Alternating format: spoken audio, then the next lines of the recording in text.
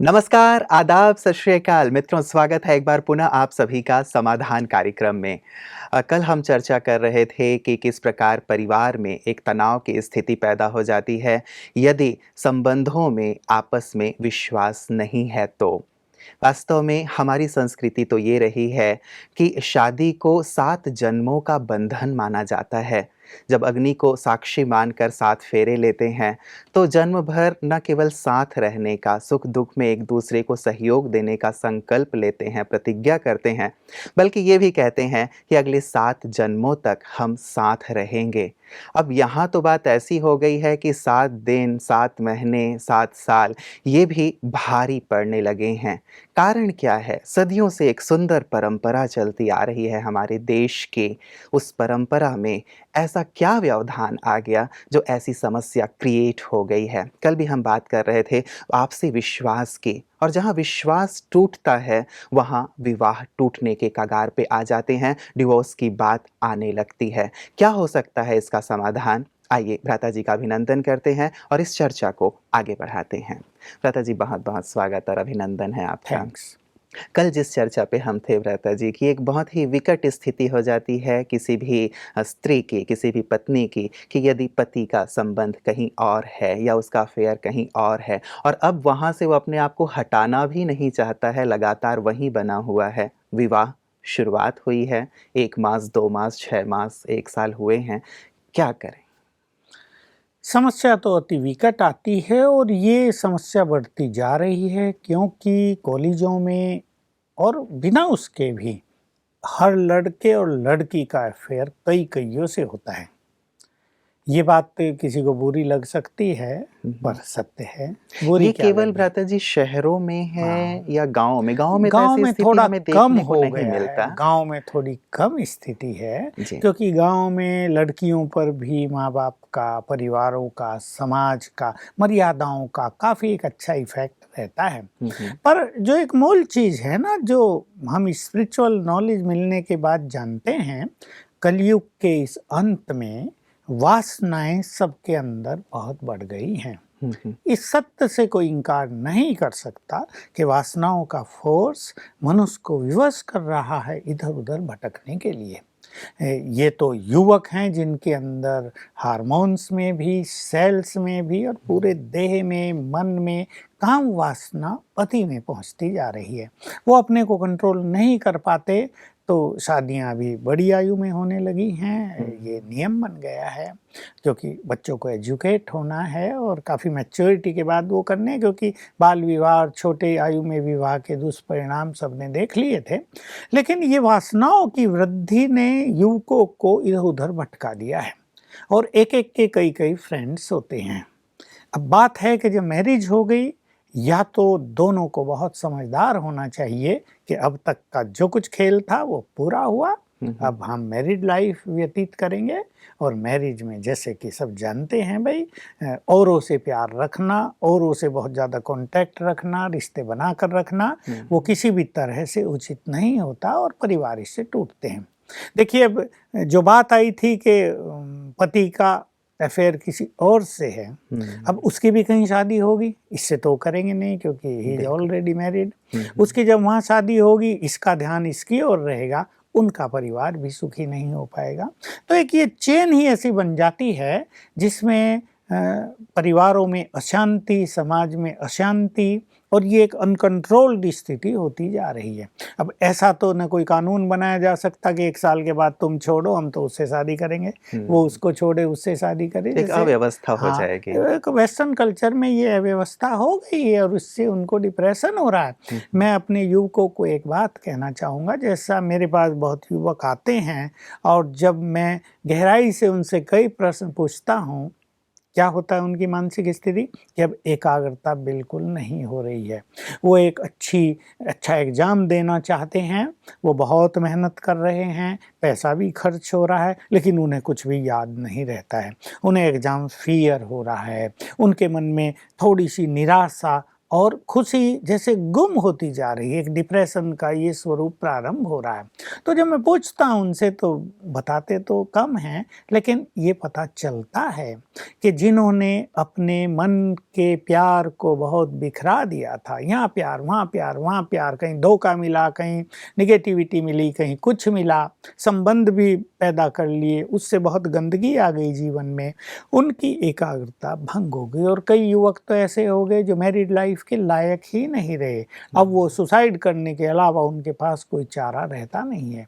तो मैं अपने इन यंग भाई बहनों को ये कहूँगा, बहुत स्वीट हैं, बुद्धिमान हैं, पढ़े लिखे हैं, अब समझदार बनो। ये सब खेल मनुष्य की सफलता के मार्ग में बहुत बड़ी बाधक है।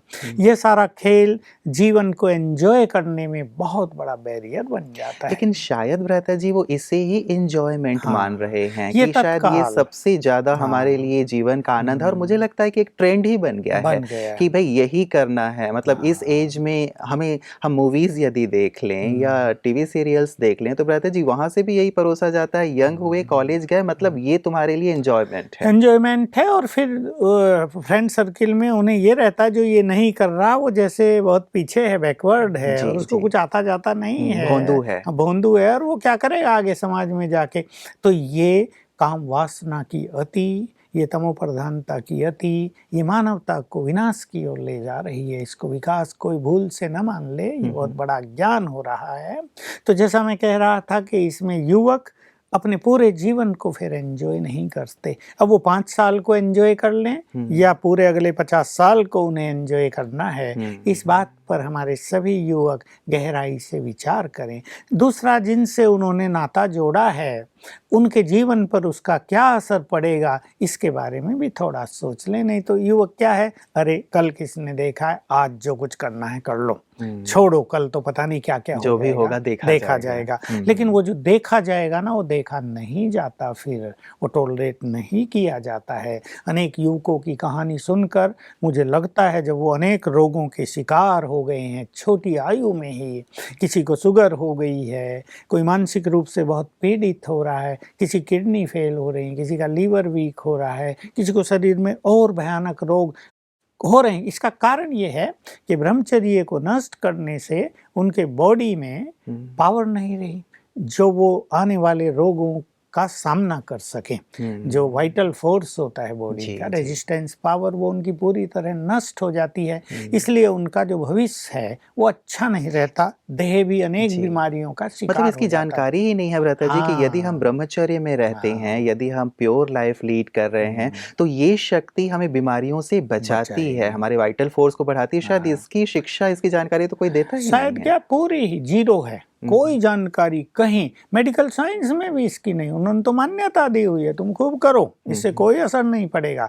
लेकिन अब मेडिकल साइंस को इस बात पे विचार करना चाहिए, ये हमारा चैलेंज है। आयुर्वेद तो इस बात को जानता है कि ब्रह्मचर्य की शक्ति के बिना ही ये रोग दिनों दिन बढ़ते जा रहे हैं। दूसरी चीज ये कि बुद्धि की शक्ति बहुत क्षीण होती है, एकाग्रता नष्ट होती है। और एक युवक जो अपने कैरियर को बहुत सुंदर बनाना चाहता है, किसी भी फील्ड में वो हायर एजुकेशन लेना चाहता है, तो वो इसमें अपने को असमर्थ पाता है। इसलिए वो युवक, उन युवकों को तो कम से कम मैं कहूँगा जो बहुत सुंदर भविष्य का निर्माण करना चाहते हैं, जिनका लक्ष्य हाईएस्ट है, जिन्होंने अपने भविष्य के सुंदर सपने देखे हैं, वो जरा आप संयमित जीवन जिएं। और ये जो हम इसको माया कहते हैं, ये जो बढ़ रही है, इससे हटें। स्पिरिचुअल नॉलेज स्वयं भगवान दे रहा है, उसकी ओर बढ़ें। अब ये जो बात है कि उधर प्यार हो गया, परिवार टूट रहे हैं, अब जरा स्पिरिचुअल नॉलेज लेके भगवान की ओर अपने को ले चलें। मैं सभी अपने युवकों को याद दिलाना चाहता हूँ, तुम देवकुल की महान आत्माएं हो, तुम देवता थे कभी, तुम्हारे अंदर प्योर संस्कार हैं, उन्हें जरा जागृत करो। तुम्हारे अंदर अनेक महानताएं छुपी हुई हैं, उन्हें पहचानो, उन्हें जगाओ।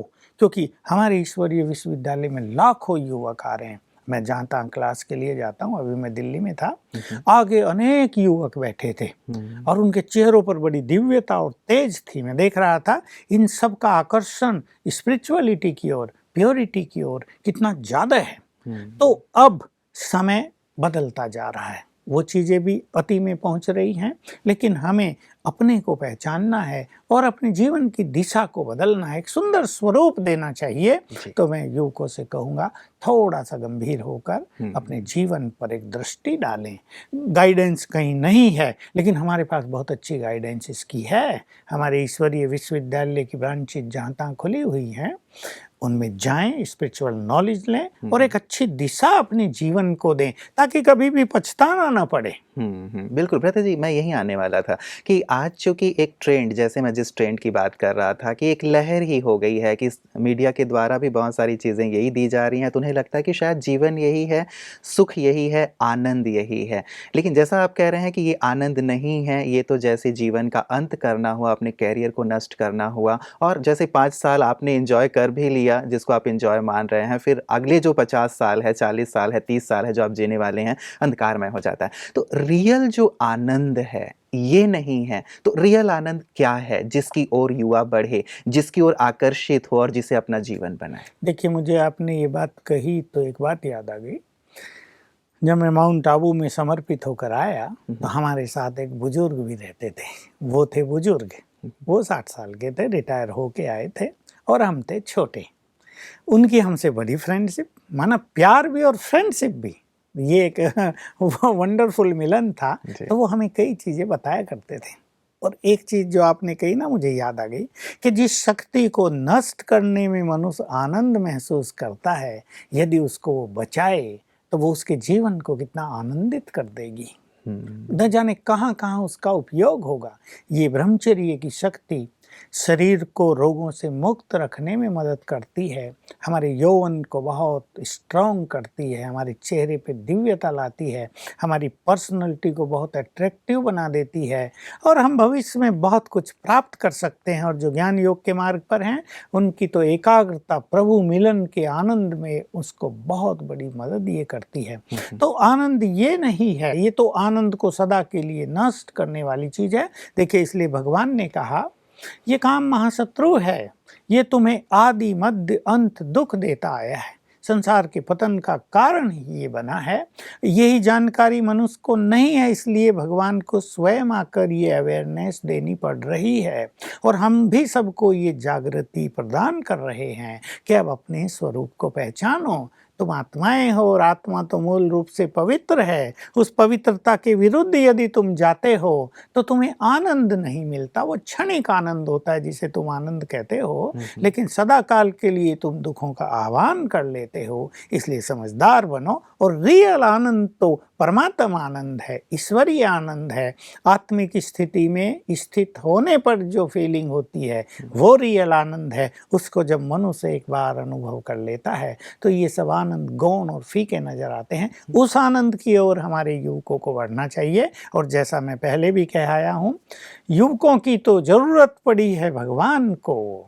भगवान स्वयं उनका आह्वान कर रहे हैं कि आओ, मेरे इस कार्य को संपन्न करने में मेरे साथी बन जाओ, तो मैं जन्म जन्म तुम्हारा साथी रहूंगा। और हमारे यहाँ जो भी आते हैं, देख सकते हैं, 1000 युवक एक साथ काम कर रहे हैं, हुँ, कितने प्यार से, कितने मिलनसार होकर, टकराव के बिना, और बड़े बड़े कार्य संचालन कर रहे हैं और इस युग को बदलने में भगवान का साथ दे रहे हैं। हुँ, तो मैं तो उन युवकों का आह्वान करूंगा जो बहुत समझदार हैं, जो जीवन के कुछ दूसरे पहलुओं को देखते हैं, जिनके विचार बहुत महान हैं, जो संसार को बहुत कुछ देना चाहते हैं। आइए और परमात्मा के आह्वान को स्वीकार करके, जैसे महात्मा गांधी के आह्वान पर कई युवक कूद पड़े थे ना मैदान में, जी, अब जी। भगवान ने आह्वान किया, मैदान पर आ जाओ और हुँ। इस महान कार्य में योगदान करो, फिर देखो आनंद। वाह! कितना सुंदर आह्वान है भ्राता जी। महात्मा गांधी जी ने कभी आह्वान किया था देश को आज़ाद कराने के लिए, अब ये आह्वान परमात्मा का है कि इस सृष्टि को स्वर्ग बनाएँ,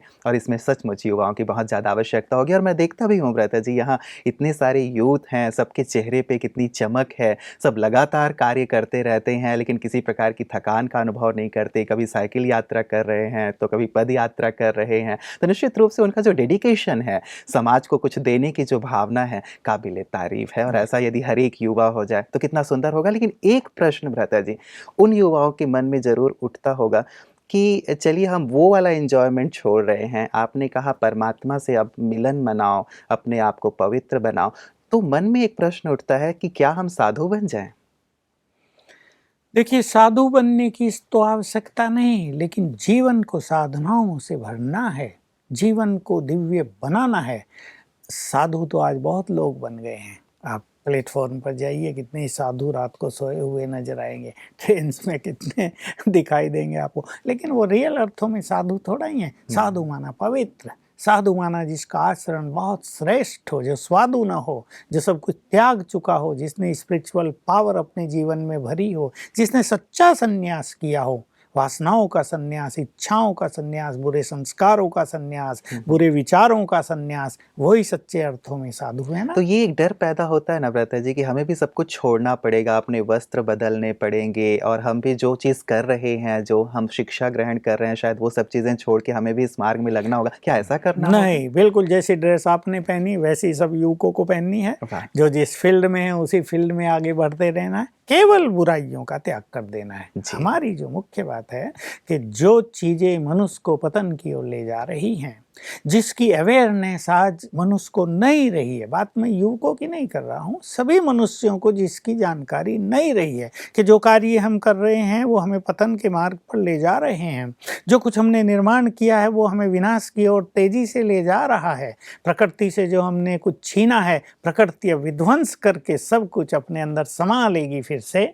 इस बात से लोग जागरूक नहीं हैं, हम उन्हें जागृति दे रहे हैं, इसलिए अपने को पहचान कर साधु नहीं पर जीवन को इतना महान बना दें कि साधुओं को भी लज्जा आ जाए। मतलब मूल बात है कि हमें कुछ अपने वस्त्र परिवर्तन की बात नहीं नहीं। है या फिर अपनी पढ़ाई-लिखाई या फिर अपने बिज़नेस को छोड़ने की बात नहीं है। बात है अपने अंदर की जो बुराइयाँ हैं, विकृतियाँ हैं, उन्हें हमें छोड़ना है और ये साधना ब्रह्मा कुमारी सिखाती हैं। तो ये बात बहुत सुंदर आपने क्लियर की भ्राता जी। मैं पुनः आना चाहूँगा संध्या अग्रवाल जी जिनका ये प्रश्न था भ्राता जी, इनकी कंडीशन पे हम चर्चा कर रहे थे। ये क्या आध्यात्मिक साधना करें? क्योंकि ये बहुत ही दुविधा वाली स्थिति में है कि मैं डिवोर्स ले लूँ या फिर इनके साथ रहूं, साथ रहा भी नहीं जा रहा है, छोड़ा भी नहीं जा रहा है। क्योंकि छोड़ने में समाज की अनेक बातें इन्हें फेस करनी पड़ेंगी। देखिए, लोग जो बोलते हैं अनेक मुंह अनेक बातें, कोई कहेगा इसमें कुछ कमी होगी, उन्होंने इसको निकाल दिया है। अनेक बातें जब ये सुनेगी तो इसकी भावनाओं को बड़ा ठेस पहुंचेगा। लेकिन अभी भी तो दुखी हाँ, हो रही दुखी हैं हो ये, रहे, लेकिन डिप्रेस हो रही हैं। इसका दुख अब का बहुत कम है, वो दुख इसका बहुत ज़्यादा होगा। इसलिए जैसे मैंने पहले कहा था, थोड़ा पोस्टपोन्ड करें इस बात को और इस स्थिति को सुधारने का ये प्रयास करें। हमने एक बात शुरू की थी कि ये अपनी सास को भी ये बात बताए, वो नारी है, वो नारी की इस दुविधा को ज़रूर महसूस करेगी, समझेगी और अपने बच्चे से बहुत अच्छी बात करेगी। पहला कार्य होता है मनुष्य को समझाना। जब बात ज़्यादा आगे चल जाए, कहते हैं नाक से भी ऊपर पानी आ जाए, तब आगे की बात सोची जाती है। पहले ये काम करे, फिर इसको बात करनी है अपने माँ-बाप से, माँ से, कि भाई वहाँ ऐसी परिस्थिति आ रही है। देखिए, माँ फिर वो नारी है, वो इसकी बात को अवश्य महसूस करेगी, समझेगी। लेकिन इनको अपनी स्पिरिचुअल प्रैक्टिसेस कुछ पहले चालू रखनी चाहिए ताकि इनके बोल में बहुत प्रभाव आ जाए। देखिए, ये अपने पति को कहती तो अवश्य होगी, लेकिन इनके बोल में उतना प्रभाव नहीं है जो उसके प्यार से ज़्यादा प्रभावकारी हो। उसका प्यार अधिक प्रभावकारी हो रहा है और इनके बोल बहुत निर्बल पड़ रहे हैं। इसलिए इनको राजयोग की शक्ति, स्वमान की शक्ति अपने बोल में भरनी पड़ेगी ताकि इनका एक बोल अपने पति को बदल दे। कभी कभी ऐसा होता है और हो सकता है और ये होगा कि ये इतने अच्छे बोल बोलें कि उसको रियलाइज हो कि ही इज रॉन्ग, उसको रियलाइज नहीं हो रहा है अभी तक, वो इनको इग्नोर कर रहा है और उसको लग रहा है कि मैं जो कर रहा हूँ बिल्कुल ठीक है, मैंने उसको वचन दिया था। इसी के लिए स्पिरिचुअल नॉलेज की आवश्यकता होती है कि जब हम आत्मिक दृष्टि का अभ्यास करते हैं, जब हम अपने प्यार को चैनलाइज कर देते हैं परमात्मा की ओर, उसको उसमें जोड़ देते हैं, तो ये जो दैहिक प्यार हैं ये थोड़े छूटने लगते हैं और ये गलत प्यार मनुष्य अपना लेता है, विकृत प्यार है ये, इससे मनुष्य बचने लगता है। तो इन्हें थोड़ा सा राजयोग की प्रैक्टिस करनी होगी रोज और स्वमान की प्रैक्टिस, विशेष स्वमान, मैं मास्टर सर्वशक्तिवान हूँ, और ये संकल्प रखना होगा सवेरे उठते ही कि मेरा पति अवश्य बदल जाएगा।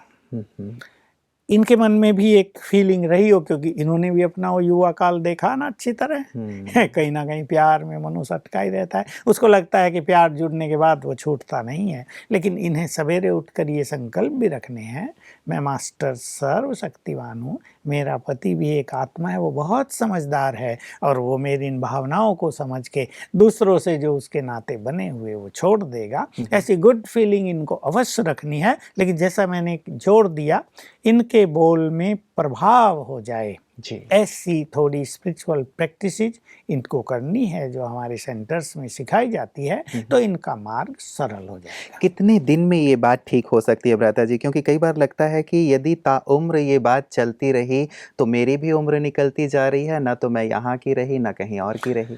21 दिन से लेकर और 3 मास तक अगर ये प्रैक्टिस करें तो अलग-अलग केसेस में अलग-अलग रिजल्ट आते हैं। कोई चीज़ें 21 दिन में पूरी ठीक हो जाती हैं, कोई दूसरे 21 दिन में, कोई तीसरे 21 दिन में।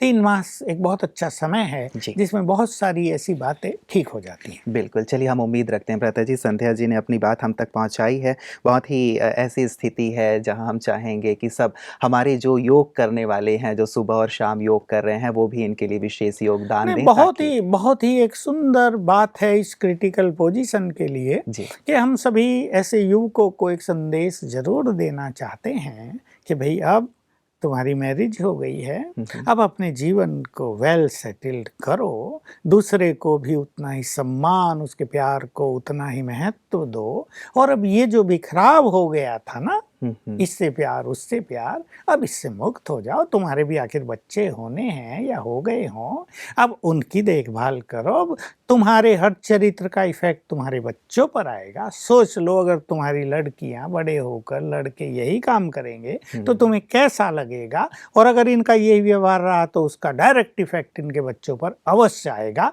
तो हर युवक को ये जरूर जरा गंभीरतापूर्वक विचार कर लेना चाहिए कि हमारी इस बात का, इस नेचर का इफेक्ट हमारे बच्चों पर आ रहा है, वो भी यही करेंगे जो हम कर रहे हैं, तब आपको कैसा लगेगा। एक बात जो मैंने आपसे कही थी भ्राता जी, मैं थोड़ा-सा इस पे ज़रूर चाहूँगा प्रकाश, कि व्यक्ति कई बार बिल्कुल ही कहें कि अधीन हो जाता है, मन के अधीन हो जाता है, दिल के अधीन हो जाता है। एक विचार तो मन में आता है कि मैं गलत कर रहा हूँ, लेकिन फिर भी ये जो अधीनता है ना दिल की, वो उसे बार-बार उसी ओर खींच के ले जाती है। क्या कुछ उपाय किया जा सकता है ऐसे में? पति भी क्या कुछ ऐसा कर सकते हैं कि ये जो अधीनता है, ये जो लगाव है, धीरे-धीरे कम होता जाए और वो जो अपने दिमाग की जो बात है, जो सच्ची बात है, उसके अनुसार ही आचरण ये कर पाएँ? प्रश्न आपने बहुत सुंदर पूछा है। बिल्कुल ये हो रहा है बहुतों के साथ कि वो अपनी उस संस्कार के या मन के या अपनी इमोशंस के या किए हुए वायदों के इतना अपने को अधीन महसूस करता है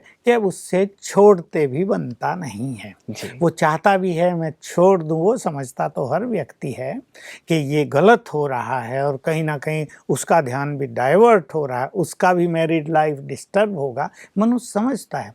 इसी के लिए स्पिरिचुअल प्रैक्टिसेस बहुत आवश्यक हैं। एक अच्छा चिंतन, साथ में राजयोग में हम एक बहुत अच्छी प्रैक्टिस सीखते और सिखाते हैं।